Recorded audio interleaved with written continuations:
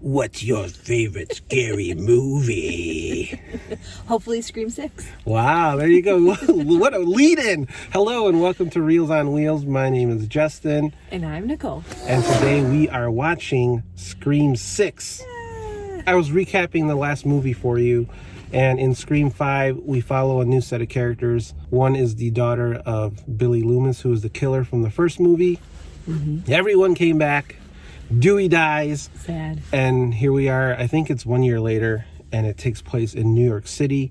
The first time ever in the franchise that the movie takes place outside of Woodsboro. So that's where we're at. Gotcha. I didn't realize that. I mean, I should have realized that, but Yeah. yeah, that's awesome. What are your expectations? Did you like the last Scream? Yeah, I did like the last one.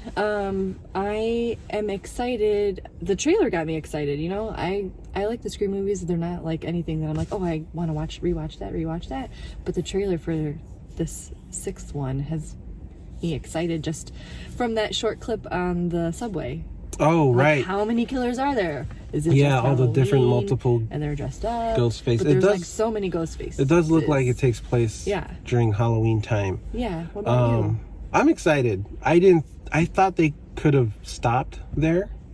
Mm-hmm. But apparently they're going to keep going. Okay. And I love the meta humor and the sort of dissection of horror movies within the Scream movies. Mm-hmm. And then I love the movie within the movie, the Stab franchise. Oh yeah. And I love how it pokes fun at itself and it's very self-aware. Mm-hmm. This looks really good.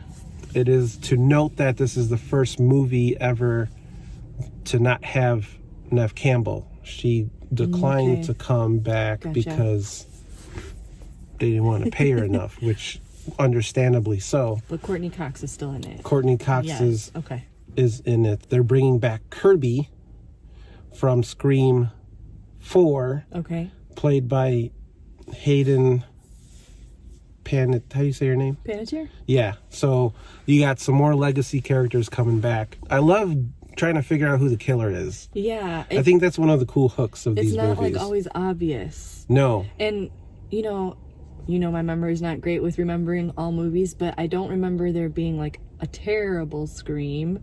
No. And so they're all kind of fun and like you said, figuring out who the killer is, and like it's always kind of a surprise, even if you can try to guess it halfway through watching the movie. It's always there's some element of surprise they there. really amp up and like this day and age, everyone's really into like true crime and murder mysteries. Mm-hmm. So this is very ripe for the franchise to take part in that sort of culture. I like the directors.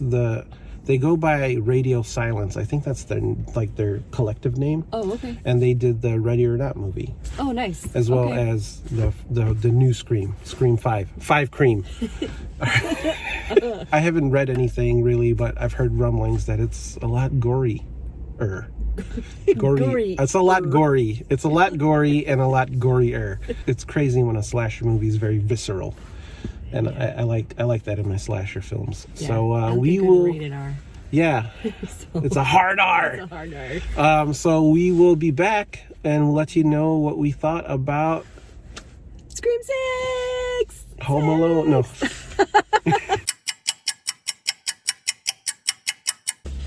What do you think of the movie? All right, so we are back from watching Scream 6, and I liked it. I liked it too. Definitely more gorier. Definitely gorier.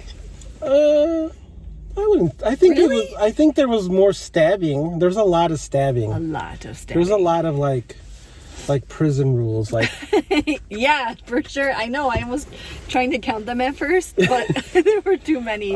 But yeah, as far as the story goes, I thought it was really good. They introduced the idea of franchise rules because they're not in just the sequel anymore. Mm-hmm. They're in a franchise.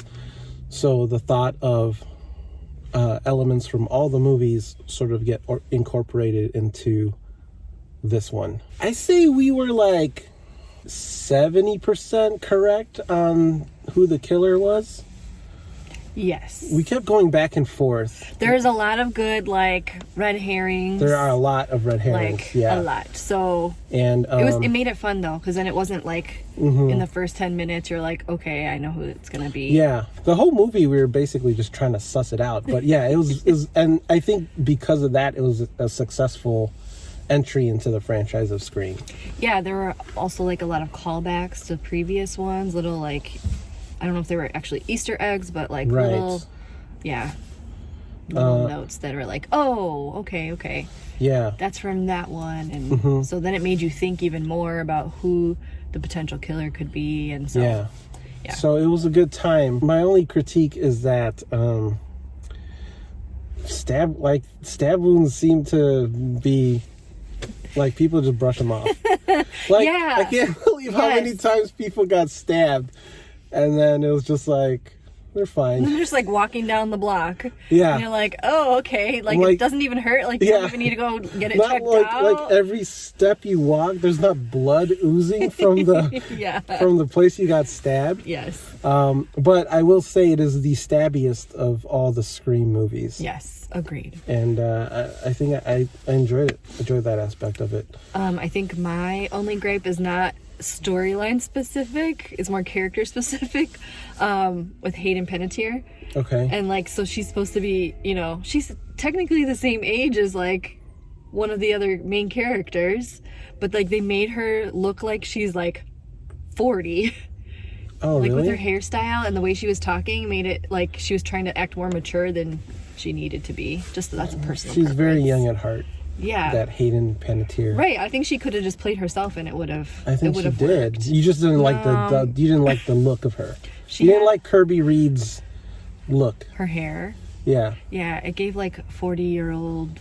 Virgin. Just kidding. No, 40-year-old like mom vibes. Like, Maybe I don't think she's- they needed to do that though, I didn't think she because they looked didn't young do that or with old. the I other think she character. looked- With with a- Samantha, right? Aren't they like the same age, or are they not the same age? No, she says, spoilers. She says, I was a freshman when you were a senior. So she's only 4 years older, but she made her look like she's like 10 years older. Anyways, personal preference. You can cut this out if you don't want to talk about it. But So I think with that all aside, I think you should go see it. If you like the Scream movies, I think this is a really good one. Like we talked about earlier, Yep. it doesn't really seem to be a bad iteration of, No. of this franchise. I didn't really miss Neve Campbell. It was unfortunate that she was not in this one. But, did you know, mention she her. had her reasons, and they do mention Sydney. And Gail Weathers has a really beefy part. And I think that was good for Courtney Cox, and I think it was good for the storyline because Gail lives in New York, and then the Scream stuff starts happening again, and then we're off to the races. I will say it's probably one of the most inventive openings for a Scream movie. agreed. Agreed. I was very like shocked, like, whoa, they just did that. And then it continued, and I'm like, oh. Yep. So yeah, it was really, I really liked the intro. Probably one of the more clever introductions into Scream. I give it a reels. I agree. Also at Reels. So yeah, go see Scream 6. It's a good time. And for Reels on Wheels, my name is Justin. And Nicole. Bye. Step, step, step, step, step, step, step, step.